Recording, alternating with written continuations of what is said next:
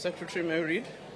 Debate on vote number 1, the Presidency Appropriation Bill. Ngalesi sikhathi samanje sengizocela ngibize umongameli wezwe ukuthi anikeze inkulumo yakhe mayelana nokwabiwa kwemali yehhovisi lakhe.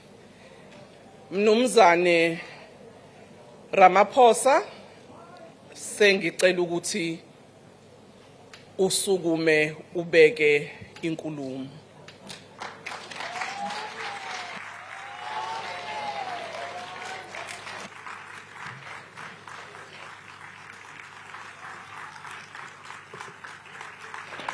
Thank you.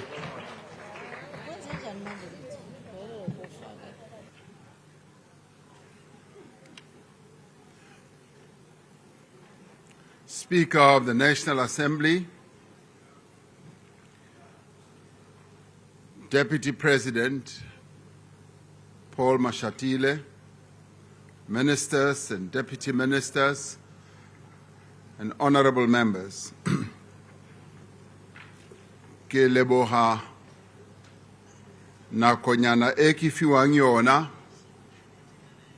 hore ke be tlaleo ya mosebetsi wa ofisi ya President. This debate on the presidency budget vote takes place, Speaker, at a time of both change and continuity. As we enter a new democratic administration, as we define the priorities of the government of national unity, we are building on the progress made during the course of previous administrations. We have made significant strides over the course of the last 5 years to restore our country and our economy. We need to sustain the work that has been done and see many of the measures we have taken through to completion. At the same time, we need to appreciate the changes that have taken place in government, and we need to respond to the mandate from the electorate of our country. As the presidency and as government, we are focused on the priorities I outlined in the opening of Parliament address last week. Firstly, we intend to drive inclusive growth and job creation. Secondly, to reduce poverty and to tackle the high cost of living. And thirdly, to build a capable, ethical, and developmental state. As the strategic center of government, the presidency bears the responsibility for coordinating and leading the work of government to ensure that these priorities that are outlined are implemented. At this crucial moment in our country's history, as we confront many challenges, what South Africans really do want is to see action. Our job is to deliver on the commitments that we have made as the government of national unity, and central to the work of the presidency is to engender cooperation, partnership, and high collaboration, both across government employees, as well as working together with social partners and other stakeholders. This approach has proven successful in mobilizing a broad spectrum of resources and capabilities to undertake actions that have the greatest social and economic impact. Fundamental to the approach of this presidency is to draw on the expertise, the experience, and capabilities in government and across society. During the previous administration, we established a number of entities, both in government and outside of government, bringing together a wide variety of people to provide insights and inputs based on expert knowledge and sound evidence. The Presidential Economic Advisory Council, on which sit some of the outstanding economists not only in our country but across the world, together with ministers, played a vital role in advising both the President and indeed our various government departments on the most important economic challenges facing our country. The Presidential State-Owned Enterprises Council has been pivotal to the fundamental overhaul and architecture of a number of our state-owned enterprises and plotting a better and more effective future for these state-owned enterprises. On addressing climate change, one of the most challenging developments of modern times, the Presidential Climate Commission brings together a unique blend of different social stakeholders to guide our climate actions, including our approach to a just transition to a low-carbon economy. Among other things, the Climate Commission has made valuable input into our Just Transition Investment Plan, Future Energy Mix, and Climate Change Act, which I signed into law just last week. Another important advisory body is the National Anti-Corruption Advisory Council, which was established to advise government and mobilize society around a comprehensive program to end corruption in all its forms. The Presidential Working Group on Disability is another critical forum where we have perfected working together with various civil society organizations and government in order to advance social and economic change which affects some of the most vulnerable in our society. The working group is an important partner in the development and implementation of policies and programs to uphold the rights and advance the interests of persons with disability and the other vulnerable people in our society. We are grateful to the members of these advisory bodies and working groups for the contribution that they have made and continue to make towards South Africa's development and transformation. It has proven that working together as government and various other groups in our society, we are able to achieve more. The Presidency has prioritized greater cooperation between the spheres of government. While this has been vital during crises like COVID-19 and in responding to the natural disasters that our country has seen, we have encouraged intergovernmental cooperation to strengthen governance and to respond more effectively to the needs of all South Africans. The promotion of cooperative governance has been strengthened through the implementation of the district development model, which places the district at the center of an integrated approach to development. The appointment of ministers and deputy ministers as champions of the district development model has in many ways enhanced intergovernmental cooperation from national, provincial, as well as at the local level. With the support of the President's Coordinating Council, which brings together the leadership of the three spheres of government, national, provincial, and local government, we see a greater role for the district development model in addressing problems at local level through better use of the powers, capacity and resources of national and provincial governments. Cooperation between the three spheres of government is also evident in the presidential Imbizos program that we embarked upon with a great deal of much more energized activity in the sixth administration. The Imbizos Makotla are a vital tool of participatory democracy.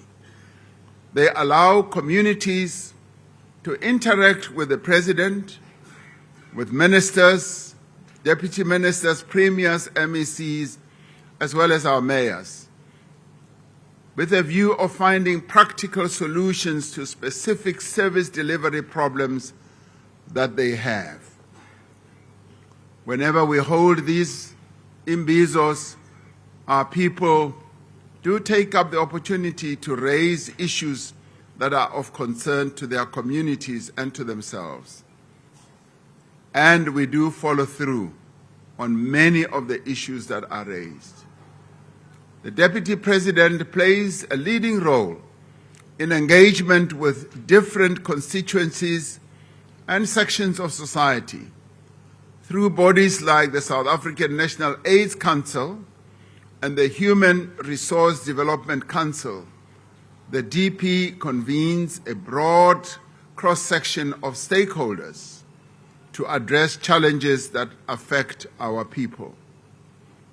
The DP has been working closely with our military veterans to address their concerns and to ensure that this group of South Africans, who in many ways were even prepared to pay the ultimate price so that we can achieve our freedom.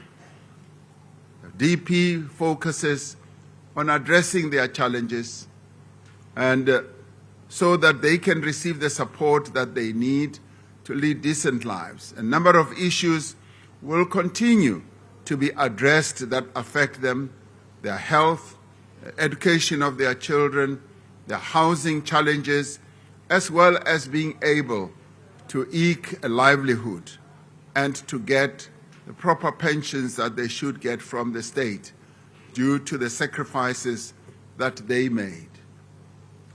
The DP has also been working with traditional leaders, and he will report more when he makes his own input. Traditional leaders to ensure that they are able to effectively undertake their responsibilities and to contribute to the development of the people they serve.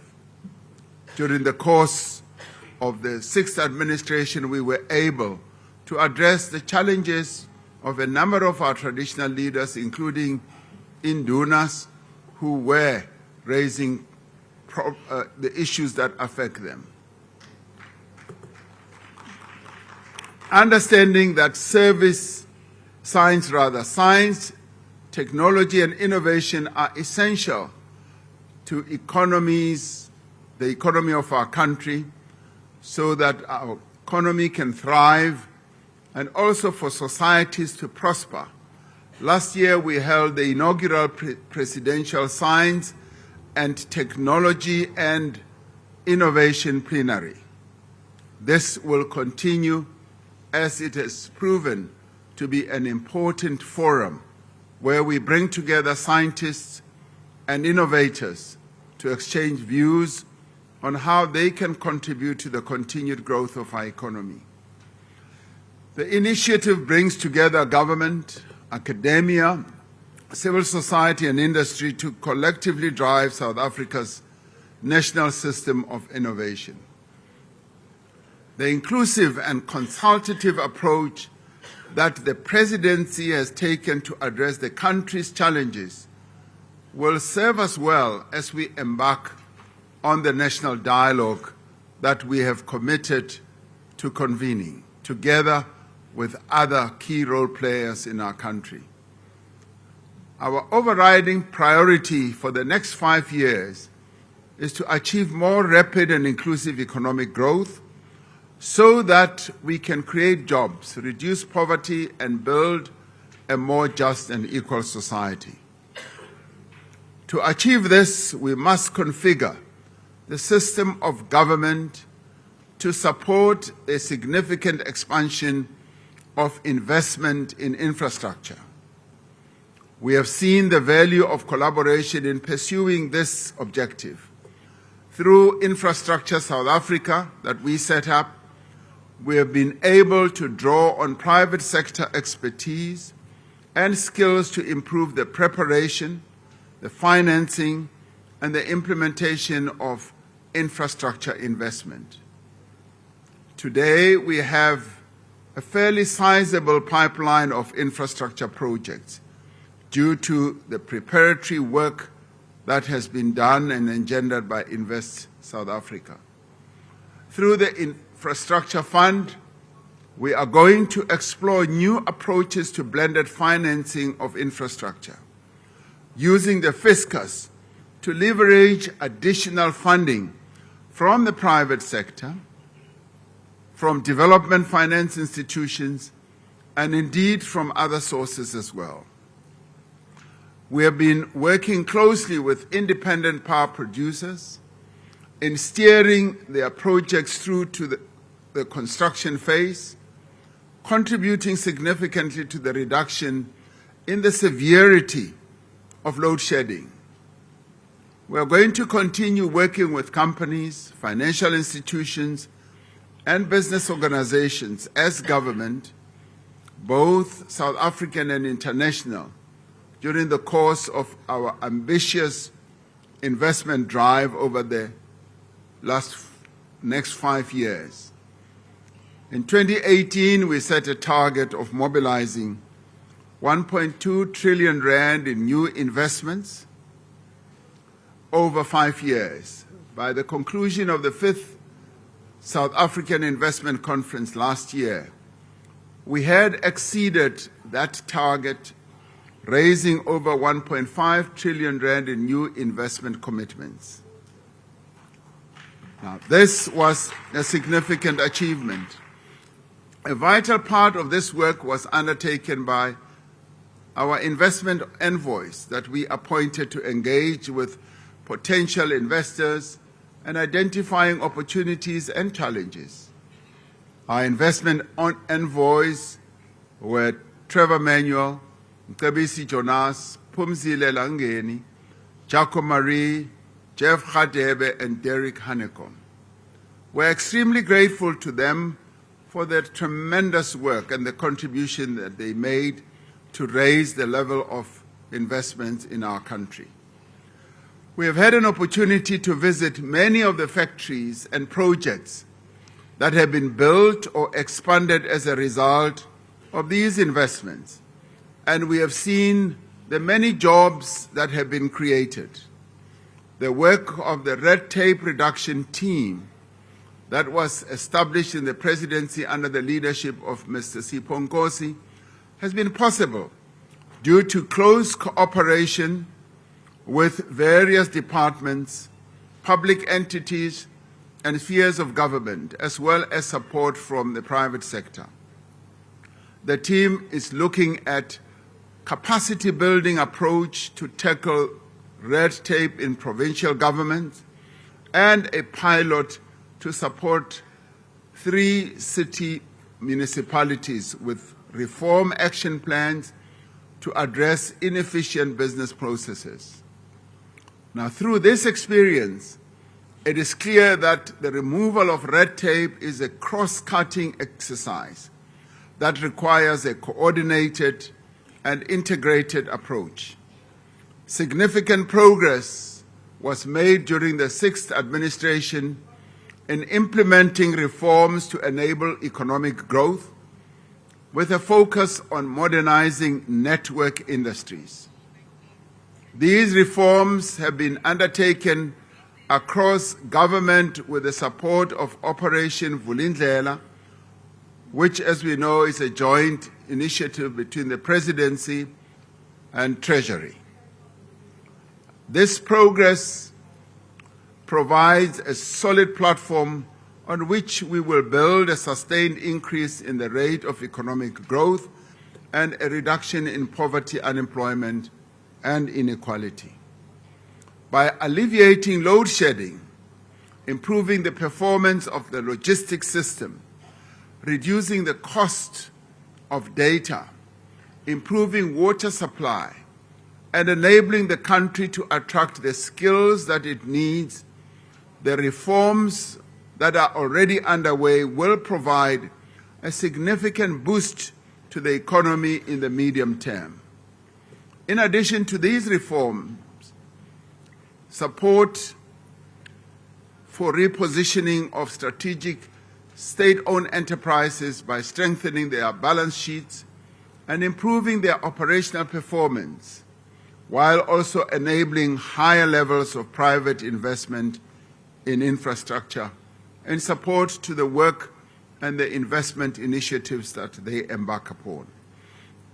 A recent independent study released by the Bureau of Economic Research from the University of Stellenbosch estimates that the reforms undertaken by the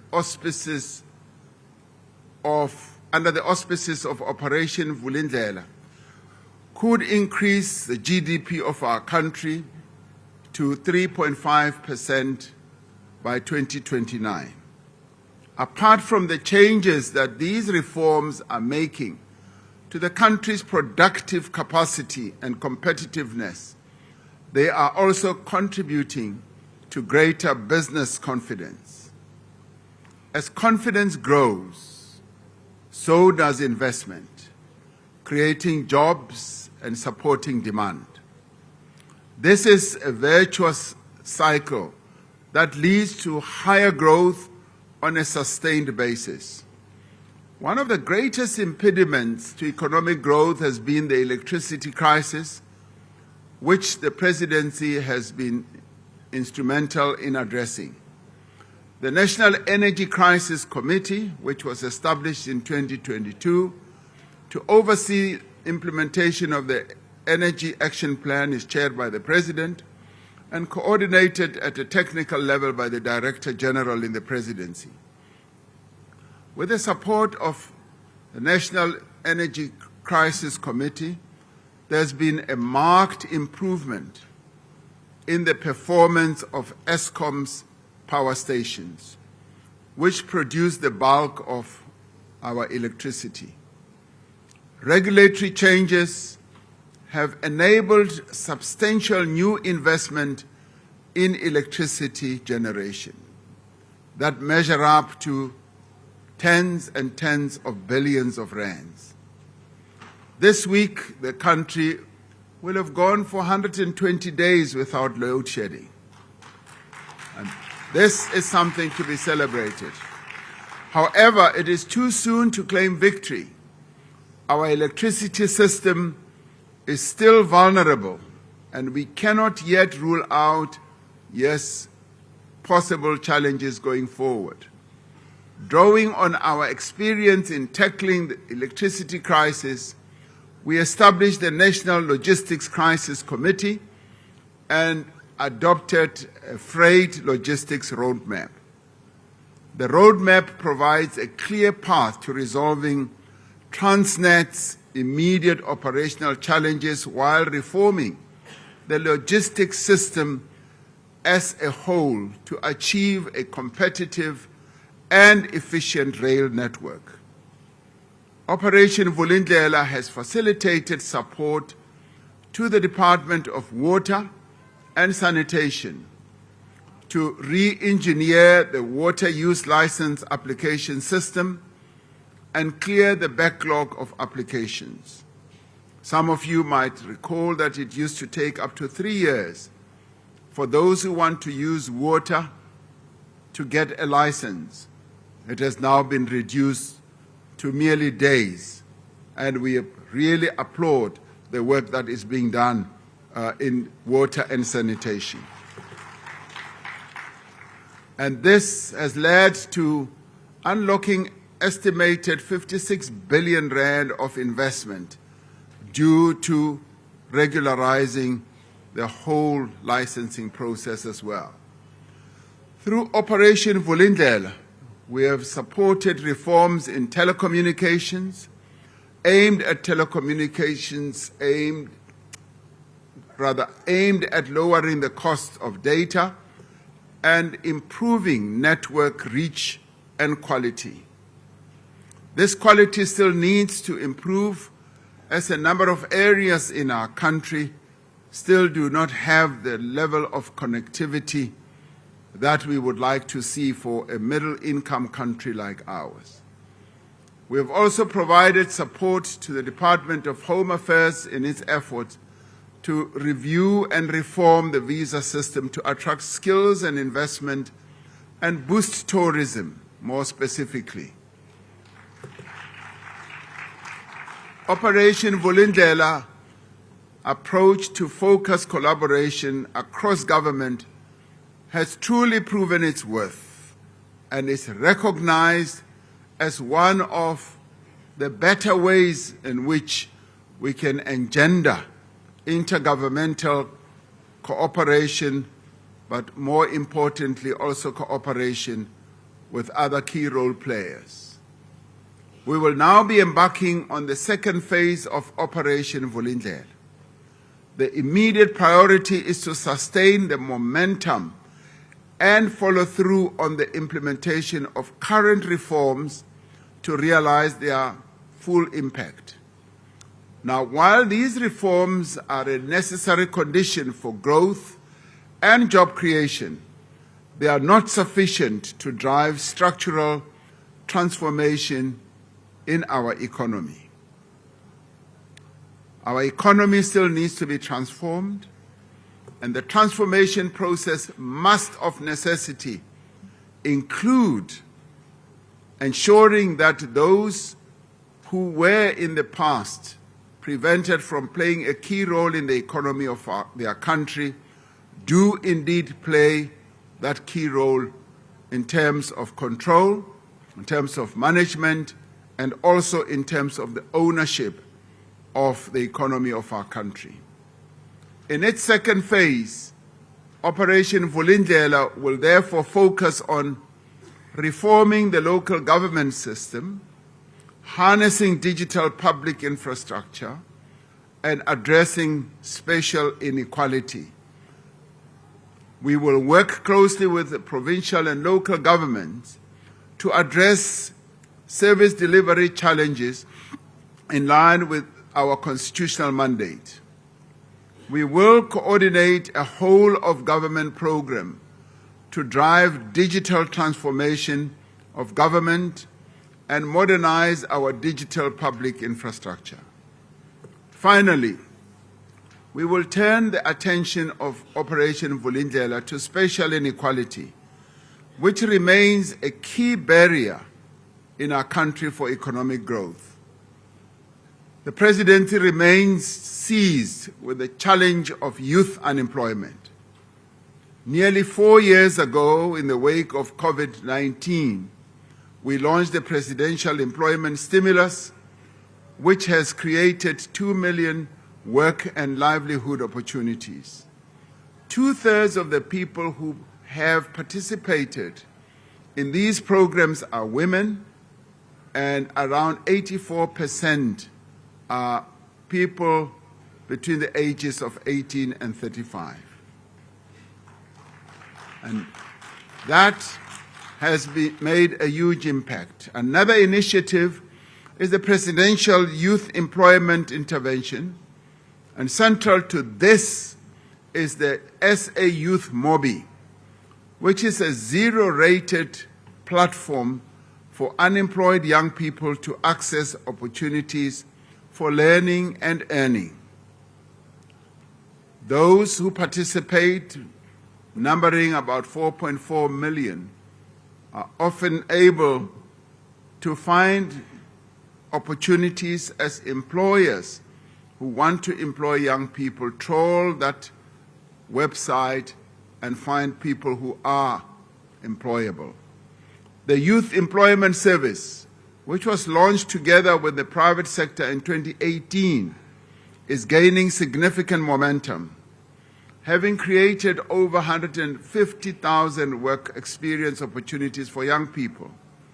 The partnership that government entered into with organized business in July last year has yielded impressive results in the areas of electricity, freight logistics, and we have started to make progress in our joint work to combat crime and corruption as well.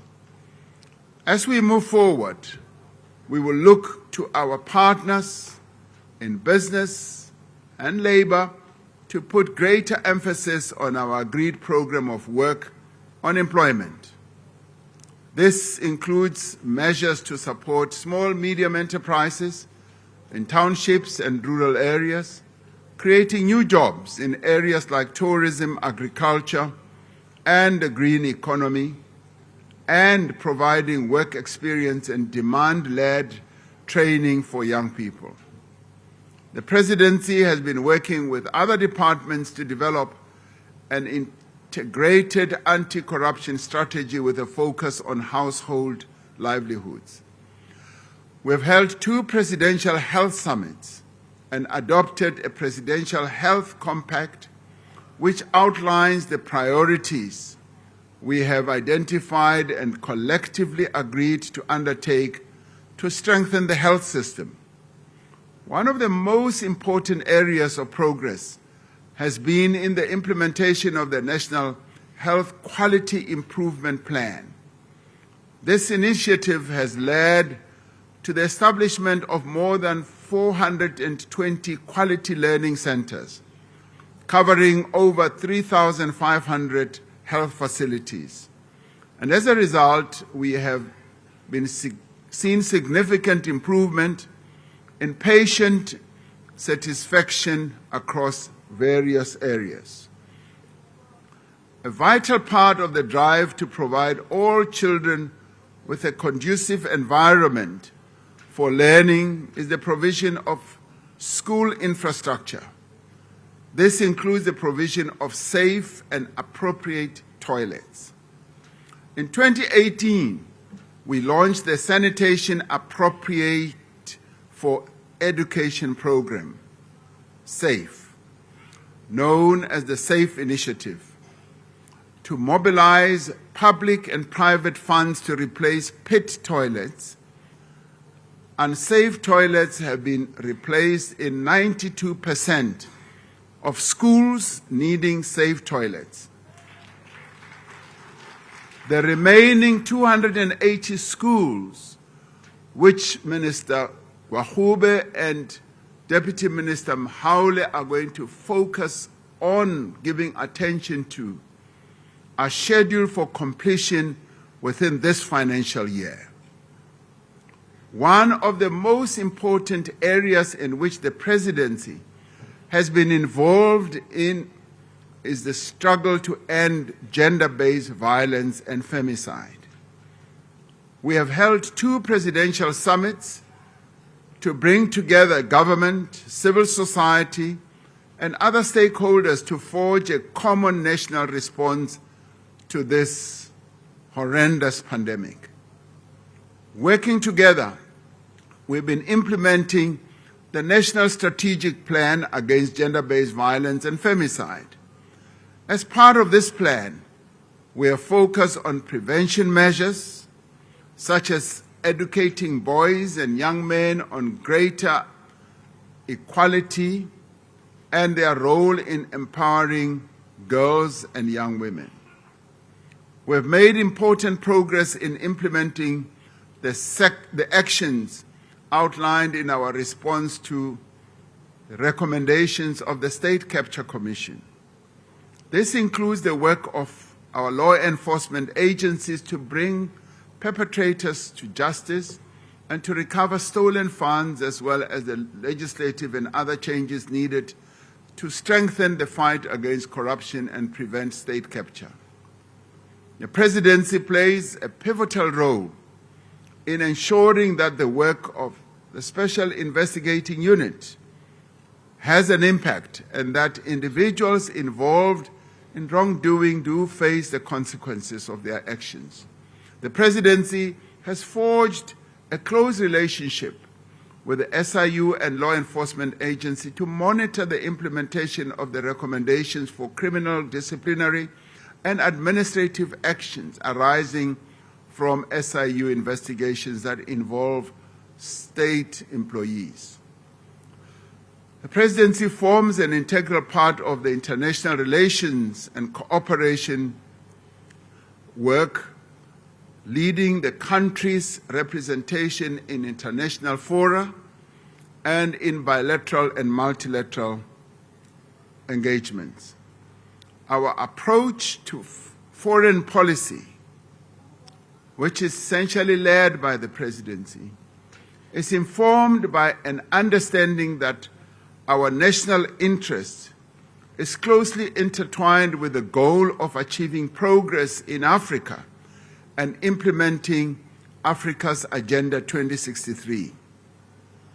Guided by the framework document on South Africa's national interest adopted by Cabinet, we continue to work for stronger economic, political, and social links with a wider range of African countries, and advancing economic integration in Southern Africa and across our beloved continent, Africa. We continue to use important international platforms like BRICS and the G20 to advance the interests of the African continent and the Global South, and have been vocal in calling for the reform, as I said, of the United Nations Security Council and other multilateral institutions to make them a lot more representative than they are at the moment. As a country, South Africa has been at the forefront of continental and international health initiatives. During our chairship of the African Union in 2020, South Africa was pivotal in the efforts to secure COVID-19 vaccines and other medical supplies for the continent. And indeed, this work went even beyond our own continent as it involved other parts of the world, particularly the Caribbean. As the AU COVID champion, we as South Africa remain involved in driving pandemic preparedness and other initiatives to promote the African health agenda. Guided by the fundamental principle of human rights and freedom, in December last year, South Africa instituted proceedings against the State of Israel, arguing that its actions in Gaza violated the Genocide Convention. The Presidency, together with the Department of International Relations and Cooperation, will continue to participate in the Ukraine Peace Forum, a group of countries committed to finding a solution to the conflict taking place in Ukraine. We will continue to push for the parties to this conflict to talk to each other and find a just and lasting peaceful resolution. Yes, we continue to work to silence the guns on our continent. The efforts that we are involved in Mozambique and indeed in the DRC are all aimed at ensuring that the conflicts that are ongoing there are brought to an end. And we will continue to work with various of our key role-playing countries to make sure that we realize this objective. In the last 5 years, it has been a time of recovery, of renewal for the country.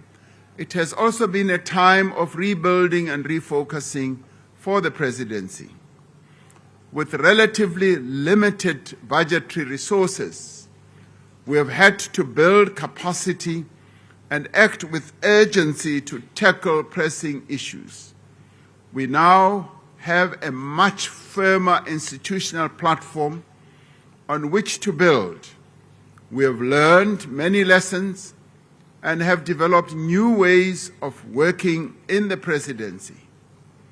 As we enter a new era of inclusive growth and job creation, we will be able to put the capabilities of the Presidency to much better effect and use.